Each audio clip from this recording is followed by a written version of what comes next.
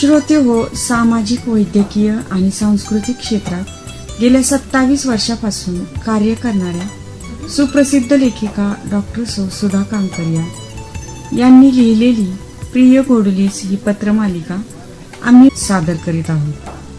आपल्या मुलांनी सहृदय व्हावे, त्यांच्यात रसिकता असावी, समाजात बंधुभाव निर्माण करणारे त्यांचे मन बनावे, त्यांचे जीवन सुसंस्कृत, समृद्ध आणि मूल्याधिष्ठित होण्याच्या दृष्टीने त्यांच्या व्यक्तिमत्वाचा विकास व्हावा या दृष्टीने प्रत्येक आईने आपल्या लेकराशी वागावे, बोलावे, त्यांच्यावर संस्कार होतील असे पाहावे, त्यांना घडवावे असा पत्रांमधून संदेश देण्याचा प्रयत्न केला आहे. श्रोते हो, प्रिय गोडुलीस ही आईने मुलीला लिहिलेली पत्र आहेत.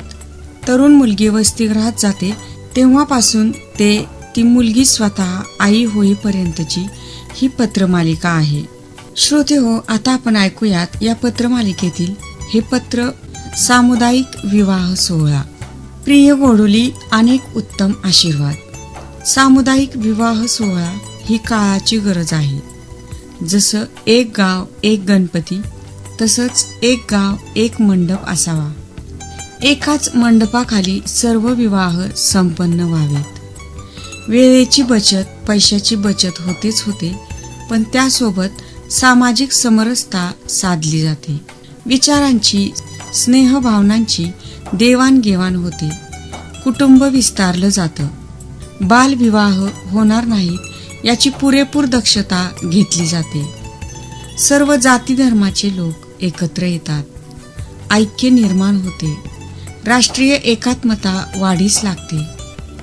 आनंदाचा गुणाकार होतो.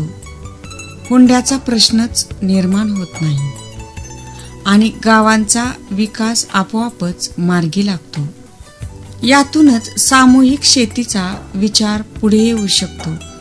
सहकारी तत्वावर होणारे उद्योगधंदे वाढीस लागतात. एक ना अनेक फायदे सामुदायिक विवाह सोहळ्यातून गवसतात. शिवाय शासनाच्या शुभमंगल योजनेचा लाभ मिळतो. आर्थिक अनुदान मिळते. परवा मी आपल्या बाजूच्या गावातील सामुदायिक विवाह सोहळ्यास गेले होते. 25 जोडप्यांचे ते लग्न होते. त्यात सर्व जोडप्यांनी स्त्री जन्माच्या स्वागताची सामूहिक शपथही घेतली व सोबत 8वा फेरा स्त्री जन्माच्या स्वागताचा ही घेतला. सोहळा देखणा झाला. असे उपक्रम अभिनंदनीय व अनुकरणीयही असतात. तुझीच सौ आई.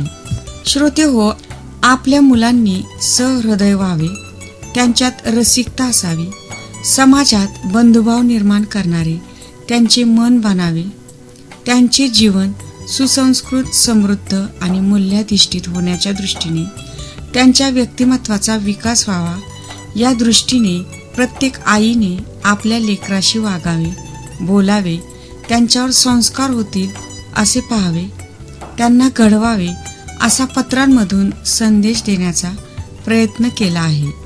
म्हणूनच ही पत्रे माता, पालक आणि पाल्य या सर्वांनी आवर्जून ऐकावीत. तुझीच सौ आई.